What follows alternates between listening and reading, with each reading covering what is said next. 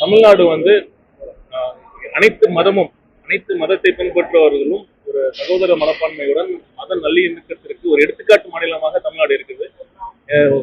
இது திருப்பரங்குன்றம் மட்டும் இல்ல, மதுரை மட்டும் இல்ல, ஒட்டுமொத்த தமிழ்நாடும் இதுதான் நிலைமை. நீங்க பாத்தீங்கன்னா மதுரையில சித்திரை திருவிழா அப்ப கூட அழகர் ஊர்வலம் வரப்ப இஸ்லாமிய சகோதரர்கள் அதை வழிபட்டு அதை ஏற்றுக்கொண்டுதான் இருக்காங்க. அதே மாதிரி நம்ம சபரிமலை மலைக்கு போற பக்தர்கள் கூட அங்க இருக்கிற வாவர் மசூதிக்கு போயிட்டு தான் இருக்காங்க. தமிழ்நாடு மக்களும் சரி, திருப்பரங்குன்ற மக்களும் சரி ரொம்ப ஒற்றுமையா தான் இருக்காங்க. இது தேவையில்லாத பிரச்சனை. இதுக்கு ரெண்டு கட்சி ஆதாயம் தேட முயற்சி பண்ணுது. ஒண்ணு உங்களுக்கே தெரியும் பாஜக, இன்னொன்னு திமுக. அதனால மக்கள் தெளிவா தான் இருக்காங்க. நீதிமன்ற உத்தரவை பின்பற்றலைங்கிறதா இப்போ பிஜேபி சொல்றாங்க, இந்து முன்னணி சொல்றாங்க. அதுக்கு நீங்க என்ன சொல்றீங்க? தமிழக காவல்துறையினர் இதுக்கு தெளிவா சொல்லிடுறேன். தமிழக காவல்துறை நினைச்சிருந்தா அதை தடுத்திருக்கணும். இதுதான் இதை தேவையில்லாம அதை நேரம் கடத்தி இந்த பிரச்சனையை ஒரு ஒரு கூட்டம் சேர விட்டு இந்த பிரச்சனையை ஒரு பதட்டமான சூழ்நிலையை உருவாக்கிட்டாங்க. தலைவர் அவர்கள் ரொம்ப தெளிவா இருக்காரு. அனைத்து மதமும் அனைத்து சாதியும் அனைவருக்குமான அரசாதான், அனைவருக்குமான ஒரு இயக்கமா தான் தமிழக வெற்றி கழகம். விஜயோட பேச்சுல எல்லா ஸ்டேட் ஸ்பீச்லையும் பிஜேபி இது பாய்ச்சோம் அப்படின்னு சொல்லி ஒரே மாதிரியான ஸ்பீச்சா இருக்குது அப்படிங்கிற மாதிரி என்ன நடக்குதோ, அதாவது ஒரு பாசிச மனப்பான்மை இருக்கு, அதை சுட்டி காட்டுறாரு. அதுதான் தலைவர் அவர்கள் சொல்றாரு வழியே. அது என்ன இருக்குதோ அதான் சொல்றாரு. சார், நீங்க ஒவ்வொரு முறையுமே மீட்டிங் நடக்கும்போது தொண்டர்களுக்கு சில அறிவுரைகள் சொல்றீங்க, ஏறாதீங்க அப்படி. ஆனா எந்த தொண்டர்கள் சொல்றதை கேட்கற மாதிரி ஒன்றும் தெரியல சார். எல்லாம் நீங்க சொல்றதுதான் எல்லாமே பண்ணிட்டு இருக்காங்க. ஏற்கனவே சொன்ன மாதிரி தொண்டர்கள் ஒரு அன்பின் மிகுதியால அது பண்றாங்களே இல்லையா. எந்த இடத்துலயாவது நான் சொல்றேன், விதிமுறை திமுக தன் மாநாடு நடந்துறப்ப அவங்க பிரியாணி அண்டாவை தூக்குறது, பிரியாணிய கடையில போய் அத்துமீறது, பெண் காவலர்கள் கிட்ட அத்துமீறது, அந்த மாதிரி ஏதாவது ஒரு நிகழ்ச்சி கேட்கறது காவலர்கள் மீது பெண் காவலர்களுக்கு அத்துமீறி நடக்கிறது. இல்ல ஒரு கடையில போய் பிரியாணி கடையில் நீங்களே பார்த்துருப்பீங்க, பிரியாணி கடையில போய் பிரியாணிக்கு சாப்பிட்டு காசு கொடுக்காம போறது. நேற்று நடந்த கூட்டத்தில் நடந்த கூட்டத்துல கூட பிரியாணிக்காக ஒரு சண்டை நடந்தது. அந்த மாதிரி பிரச்சனை தமிழக வெற்றி கழகத்தில் இந்த தொண்டர்கள் ஏதாச்சும் எப்பயாச்சும் இது வரைக்கும் நடந்த கூட்டத்தில் பண்ணியிருக்காங்க. இவங்க தலைவரை பார்க்கணுங்கிற ஒரு ஆர்வம் மிகுதியில ஒரு கிட்ட பார்க்கணும், க்ளோஸா பார்க்கணுங்கிற ஒரு ஆர்வத்துல பண்றாங்களே ஒழிய சட்டத்தை மீறியோ எந்த பொது சொத்துக்கு சேதம் விளைவிக்கணுங்கிற எந்த எண்ணமும் தமிழக வெற்றி கழகத்திற்கு கிடையாது. அரசியல் கட்சி தலைவரா மாறிட்டாரு அப்படிங்கிற ஒரு புரிதல் இல்லாம நார்மலைஸ் ஆகாம இருக்காங்க அப்படிங்கிற ஒரு விமர்சனம் உதயநிதி அதான் சொல்றாரு, மறைமுகமா சொல்லியிருக்காரு. அந்த மண்டல இளைஞரணி மாவட்டத்திலே சொல்லியிருக்காங்க, 1,00,000 பேர் இருந்தாலும் கோடி பேர் இருந்தாலும் கட்டிக்கடங்காக கோடி பேர் இருந்தாலும் பயனில்லை, 1,00,000 பேர் இருந்தாலும் பயனில்லை மறைமுகமா சாடியிருக்காரு. இன்னும் பேங்க் மனநிலையிலே இருக்கிறாங்களா தொண்டர்கள் மனநிலைக்கு மாறாம அப்படிங்கிற ஒரு கேள்வி. அதை ஏற்றுக்கொள்ள மாட்டேன். தமிழக வெற்றி கழகத்தின் நீங்க சொல்றீங்கல்ல, அந்த தலைவரை பார்க்க வருகிற அனைவருமே தொண்டர்களாக மாறிவிட்டார்கள். தொண்டர்கள் சாதாரண தொண்டர்கள் இல்ல, தலைவர் மீது மிகுந்த பற்று கொண்ட தொண்டர்கள். அதுதான் வித்தியாசம். பாலக்கோட்டில் அந்த தமிழக வெற்றி கழகம் மதுபான ஆர்ப்பாட்டத்தில் தமிழக வெற்றி கழக தொண்டர்கள் காவல்துறை ஒரு இவரை கையை கடிச்சு விட்டுருக்காங்க. ஏதோ ஒரு நடந்த ஒரு சம்பவத்தை வச்சு நீங்க பொதுப்படையா அதை பேச தேவையில்லை சார். நேற்று சேலத்துல ஒரு தடை செய்யப்பட்ட 3 நபர் லாட்டரியை வச்சிருக்காரு நபரை தாவேகா நிர்வாகி. ஒருவேளை அவர் தாவேகா நிர்வாகியா இருந்தா என்ன மாதிரியான நடவடிக்கைகள்? நீங்களே யூகத்தின் அடிப்படையில் தான் கேள்வி கேட்கறீங்க, அதை வந்தா பாத்துக்கலாம்.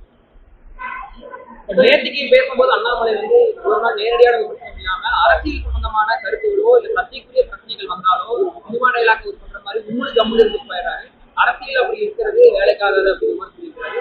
மென்மையான போட்டியை விஜய் தொடர்ந்து கடைபிடிப்பதற்கு காரணம் அதாவது தலைவர் சொன்ன டைலாக் இருக்குல்ல, அது யாருக்கு பொருந்தமோ இல்லையோ நண்பர் அண்ணாமலைக்கு பொருந்தும். அவரு கம்முன்னு இருக்க வேண்டிய இடத்துல கம்முன்னு இருந்திருந்தா அவர் இருக்க வேண்டிய இடத்துல தொடர்ந்து இருந்திருப்பாரு. அதனால எங்க கட்சி தலைவர் எப்ப எது பேசணும் அவர் சொல்ல தேவையில்லை. இந்த தலைவருக்கு நல்லா இருக்கு.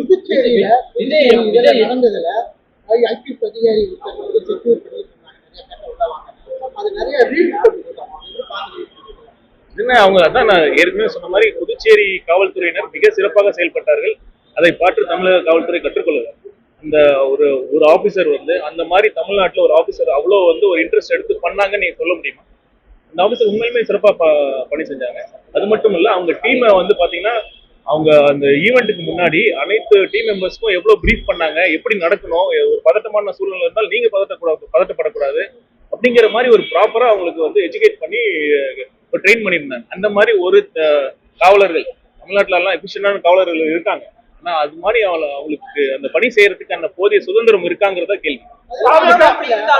தலைவரா விஜய் இந்த செய்தியாளர்கள் சந்திக்க மாட்டேங்கிறாரு, என்ன காரணம்? நீங்க முதல்ல ஆளும் ஆட்சியாளர்கள் இருக்காங்கல்ல, சந்திக்கிறாரு, ஸ்டாலின் சார் சந்திக்கிறாரு. அது வந்து இந்த மாதிரி ஒரு செய்தியாளர் சந்திப்பா நீங்களே சொல்லுங்க. நீங்க இந்த கேள்வி கேட்க வேண்டியது ஆட்சியாளர்கள் நோக்கி கேள்வி கேள்வி. அவங்க வந்து ஒரு முறையான செய்தியாளர் இருங்க நான் முடிச்சிடறேன். முறையான செய்தியாளர்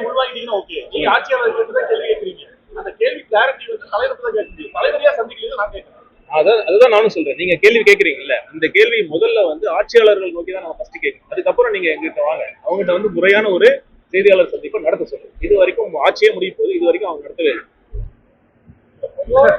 நிர்வாகிகள் வரும்போது தொண்டர்கள் நிறைய பேர் வருவாங்க, ஒரு கொடி கூட இல்லை, ரெஸ்ட்ரிக்ஷன்ஸ் இருக்கும்.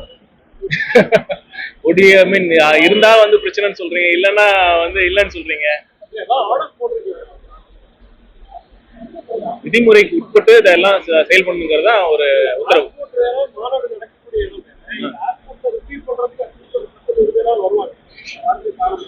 அதெல்லாம் வந்து இதுதான் தமிழக வெற்றி கழகம். கூட்டணி இல்ல, கடந்த மாவட்ட செயலாளர் கூட்டத்திலேயே வந்து ஒரு தீர்மானம் நாங்க ஏற்றிருக்கோம். அது என்னன்னா கூட்டணி தொடர்பாக ஒரு குழு அமைக்கப்படும். அதை வந்து தலைவர் அவர்கள் அறிவிப்பார். உரிய நேரத்துல வந்து அதுக்கான முடிவை அறிவிக்கும். அதை நான் சொல்லிட்டேன், அதை கேட்டு நான் சொல்லிட்டேன். தலைவர் மன்ற சந்திக்கிறது எப்ப திட்டமிட்டிருக்காரு நேரடியாக? அதாவது இந்த மாதிரி கட்சி கூட்டம் இதை தவிர்த்து உங்களுக்கே தெரியும், தலைவர் அவர்களோட உண்மையான விருப்பத்தை சொல்றேன். கூட இவ்வளவு நாள் பழகினதுல சொல்றேன், அவர் மக்களை சந்திக்கிறதுல அவ்வளவு விருப்பம் இருக்கு. ஆனா பாதுகாப்பு காரணம் மட்டும்தான் பிரச்சனையே இல்லையே, மற்றபடி அவர் வந்து களத்துக்கு வரக்கூடாதுனோ மக்களை சந்திக்க கூடாதுனோ இல்லை. அவர் ரொம்ப ஆர்வமா தான் இருக்காரு. இந்த சூழ்நிலை அப்படி இருக்கு, காவல்துறையும் ஒத்துழைக்க மாட்டேங்கிறாங்க. எவ்வளவு அரசும் வந்து அதுக்கான போதிய காவல்துறைக்கு அந்த சுதந்திரமும் கொடுக்கறது இல்லை. அதுதான் இங்க பிரச்சனை. 2026 ஆட்சி மாறப்ப கண்டிப்பா அந்த சொல்லுங்க. திமுக சப்போர்ட்டர்ஸ் வந்து வீடியோ வெளியிடுறாங்க. என்னன்னா இவர் எடுத்த வீடியோல இருக்கு இல்லையா, வீடியோவை ஜனநாயக படத்துல பயன்படுத்துவாங்க அப்படிங்கிற ஒரு குற்றச்சாட்டு போடுறாங்க. ஏற்கனவே கேட்டிருந்தாங்க, நான் ஏற்கனவே சொல்லிட்டேன். பல நாட்களுக்கு பல மாதங்களுக்கு முன்னாடியே அந்த ஷூட்டிங் எல்லாம் முடிஞ்சிருச்சு. இது ரொம்ப அருவருக்கத்தக்க விமர்சனம். இந்த மாதிரி பண்ணணுங்கிற அவசியம் தலைவருக்கு போய் இருக்குமா? எதுவும் இந்த மாதிரி ஒரு மக்களை உண்மையா நேசிக்கக்கூடிய தலைவர் இந்த மாதிரி பண்ணணுங்கிற அவசியமே கிடையாது. இந்த பேருந்துல நானும் தான் இருந்தேன், அந்த மாதிரிலாம் நடக்கவே இல்லை. ஏன் தயவு செய்து இதை வந்து நீங்க மக்களுக்கு சொல்லுங்க. இந்த மாதிரி இது பொய் பிரச்சாரங்கள், இந்த மாதிரி கேவலமான அருவருக்கத்தக்க பிரச்சாரங்கள்லாம் வந்து திமுக மட்டும்தான் அவங்களால பண்ண முடியும். அதை வந்து மக்கள் பார்த்துட்டு தான் இருக்கு. நாளைக்கு சேலத்துல வந்துட்டு போறதுக்கான வாய்ப்பு இப்பதான் சொன்னேன், அது தெரிஞ்சா வந்து மக்களுக்கு வந்து ஒரு பாதுகாப்பு பிரச்சனை ஏற்படும். அதனால வந்து நாளை தலைவர் அவர்களோட பயண திட்டம் வந்து அவங்களுக்கு ஒரு க்ளோஸ் செக்யூரிட்டி டீம் அவங்க மட்டும்தான் முடிவு பண்ணுவாங்க. அதுபடி நடக்கும். மக்களுக்கான பாதுகாப்பு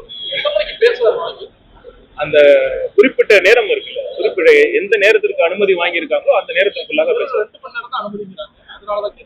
அந்த நேரத்திற்குள்ளாக அந்த நிகழ்ச்சி